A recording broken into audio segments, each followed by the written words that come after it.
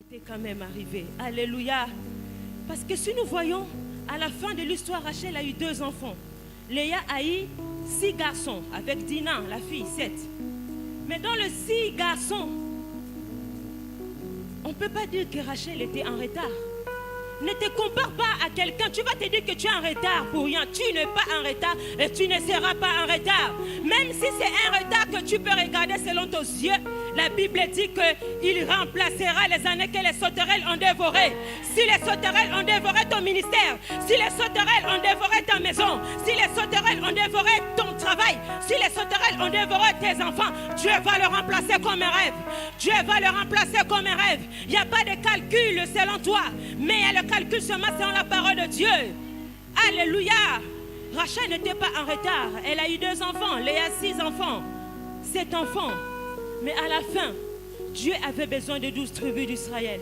Rachel a contribué. Léa aussi a contribué. Alléluia. Alléluia. Tu es important. Alléluia. Tu es une femme importante devant Dieu. Tu es un homme important devant Dieu. Ne te néglige pas. Dis-toi que tu y arriveras. Tu y arriveras. Tu ne seras pas en retard. N'envie pas ton voisin. Alléluia. N'envie pas ton collègue au bureau. Nous voyons au travail comment les gens viennent raconter. J'ai acheté une nouvelle voiture. J'ai commencé à construire. Que cela ne te dérange pas. Bénis le Seigneur pour sa construction. Bénis le Seigneur pour sa nouvelle voiture. Dis que moi aussi j'y arriverai. Même si je n'arrive pas encore aujourd'hui. Mais je sais que Dieu me dit j'y arriverai. Parce que je suis de la race de vainqueurs. Alléluia. Tel qu'il est, tel que nous sommes. Nous sommes tous bénis en Jésus-Christ. Dieu nous bénit par sa parole. Pourquoi passer ton temps à envier l'autre, envier ton voisin? Contente-toi de ce que Dieu te donne. On a tous des problèmes, on a tous des manquements. Avec sa grosse voiture, si vient te dire ses problèmes, tu vas dire, oh, mais moi je suis même mieux que lui. Hein? Contradiction. Alléluia. Tu y arriveras. Quand tu commences à regarder, quand Rachel regardait Léa, elle ne se rendait pas compte. Léa voulait rechercher cet amour, cette affection que Jacob lui donnait. Mais comme elle passait son temps à pleurer pour les enfants, à regarder Léa, elle ne bénéficiait pas de cette grâce. Elle ne jouissait pas de cette... je ne sais pas si vous me comprenez. Alléluia. De cet amour, de cette affection. Elle ne bénéficiait pas de ça parce qu'elle pleurait tous les jours. Arrête de pleurer. Bénéficie de la grâce de sang de Jésus. Bénéficie de la grâce que Dieu a faite pour ta vie, pour ton salut. Et Léa, pareil. Elle ne bénéficiait pas qu'elle a les enfants. Mais à la fin, Acte 10, 34, qu'est-ce qu'il nous dit? Acte 10, verset 34. Alors Pierre, ouvrant la bouche, dit, en vérité, je reconnais que Dieu ne fait point exception de personne. Alléluia. Dieu ne fait point exception de personne. Dans la version de notre sœur, la Bible dit, Dieu accueille tout le monde. C'est ça? Dieu ne fait point exception de personne. Toi, tu dis que Dieu t'a oublié. Acte 10, 34. Alors Pierre prit la parole et dit, maintenant je me rends vraiment compte que Dieu ne fait pas de différence entre les hommes. Acclamons la parole de Dieu. Dieu ne fait pas de différence. Toi, tu penses qu'il a seulement aimé la sœur Yasmine. Toi, tu penses qu'il a seulement aimé maman Eve. Mais pourquoi elle a ça, moi, depuis que je demande? Recommence, qu'est-ce que la Bible dit? Dieu ne fait pas de différence entre les hommes. Alléluia. Dieu ne fait pas de différence entre les hommes. Ne pense pas que non, Dieu aime maman Rachel plus que toi. Alléluia. Dieu aime papa Martin plus que toi. Alléluia. Il n'y a pas de différence. Nous sommes tous précieux entre ses mains. Alléluia. Dans ses yeux, nous sommes tous précieux. Il a donné son sang. Son sang a coulé pour toi, pour moi, pour lui, pour nous tous.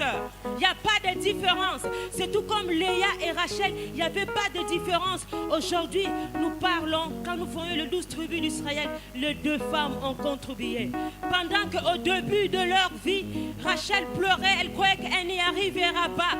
Rachel et Léa pleuraient, elle croyait qu'elle n'y arrivera pas. Mais la fin, l'alpha et l'oméga, Dieu savait ce qu'il avait prévu. Jésus, il fallait les 12 tribus d'Israël. Elle avait prévu ces 2 femmes pour fonder les 12 tribus d'Israël. Dieu sait qu'il a prévu pour ta vie. Dieu sait qu'il a prévu pour ton élévation. Alléluia.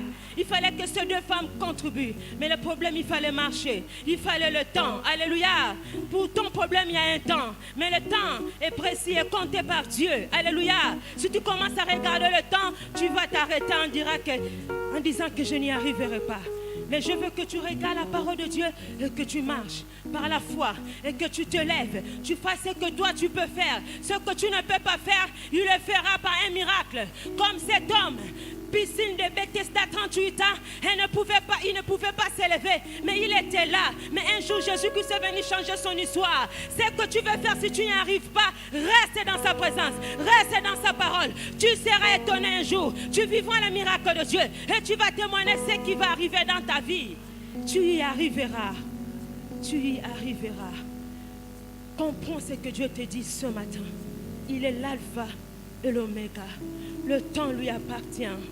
Aujourd'hui, nous voyons Léa qui pleurait, que le mari ne l'aimait pas, mais son 4e enfant était Judas. La Bible dit que Jésus est le lion de la tribu de Judas.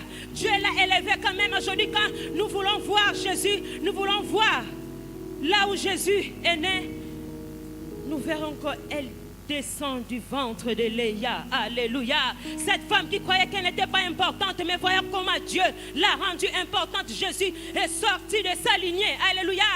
Même en toi-même, tu vois qu'il n'y a rien de pleur aujourd'hui. De ta lignée sortiront des grandes choses qui bougeront le monde, qui toucheront les gens. Les gens diront, mais c'est le fils de qui? C'est la fille de qui? Alléluia.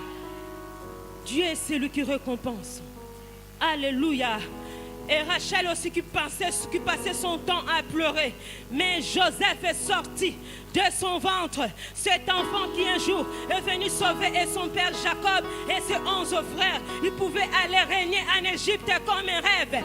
Mais cet enfant est sorti de la ventre de Rachel. Alléluia. Les 2 femmes se sont retrouvées dans la gloire, dans la bénédiction. Dieu a changé l'histoire. Aujourd'hui, nous parlons de Léa, nous parlons de Rachel. Mais si nous voyons dans la Bible les 2 passer de moments de pleurs, tu oublieras le pleur. Tu oublieras tes pleurs. Tu oublieras tes pleurs. Parce que Dieu ne fait pas de différence. Alléluia. Il ne fait point exception de personne. Écoute sa parole. Et il est le Dieu qui te bénit. Il est l'alpha et l'oméga. Amen. Chantons, nous lui donnons toute la gloire. Nous allons nous lever dans la présence du Seigneur. Alléluia.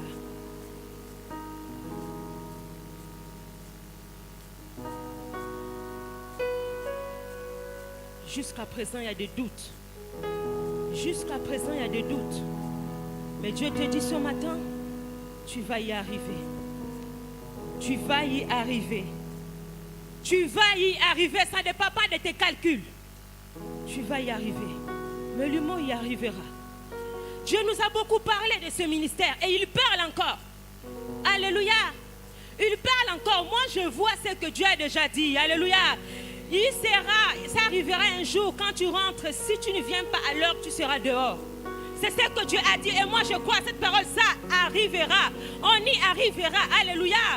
Même ce matin, même s'il y a les places vides, moi, je vois déjà ce que Dieu a